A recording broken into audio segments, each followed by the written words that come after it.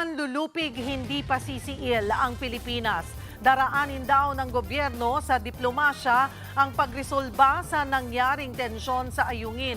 Pero ayon sa ilang senador, dapat mas matapang dyan ang ating aksyon.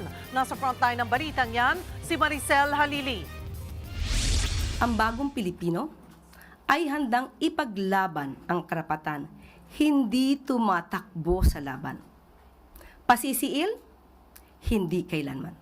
Yan ang mensahe ng Malacanang kasunod ng panibagong panghaharas ng China Coast Guard sa mga sundalong Pilipino sa Ayungin Shoal. Nagkataon namang may pulong si Pangulong Bongbong Marcos sa ambassador ng China ngayong araw.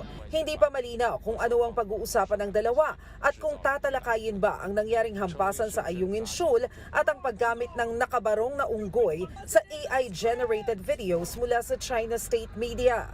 Nakikipag-ugnayan na rin ang Department of Foreign Affairs at Department of National Defense para sa mga susunod na diplomatic action. Hindi po din ninanais ng Pangulo ang ganitong mga klaseng insidente na siyang nagbibigay ng polisiya na dapat tayo ay tumugon sa mga ganitong klaseng mga insidente through a diplomatic manner.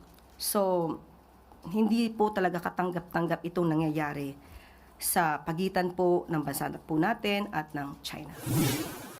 Pero habang nananawagan ang Pilipinas ng respeto, may sariling kwento ang China.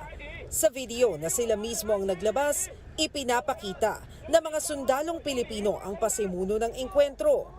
Pero kitang-kita rin sa parehong video na ang Chinese Coast Guard ang papunta sa direksyon ng BRP Sierra Madre na tumatayong military outpost ng Pilipinas sa Ayungin Shoal.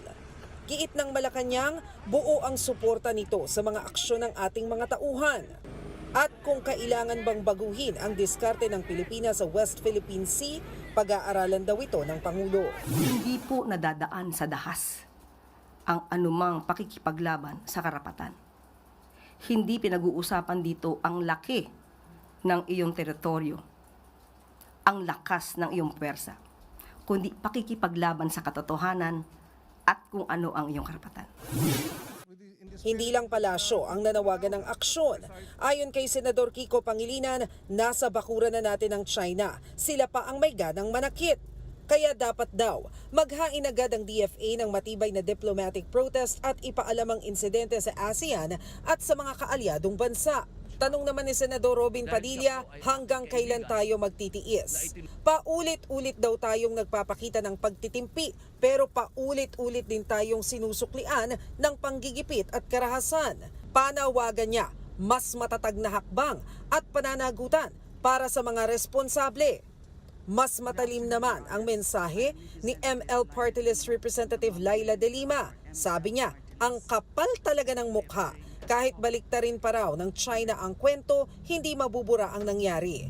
Aniya, hindi lang dagdag na barko at kagamitan ng kailangan, kundi mas matapang na pagtatanggol laban sa pambubuli at pang-aalipusta ng China.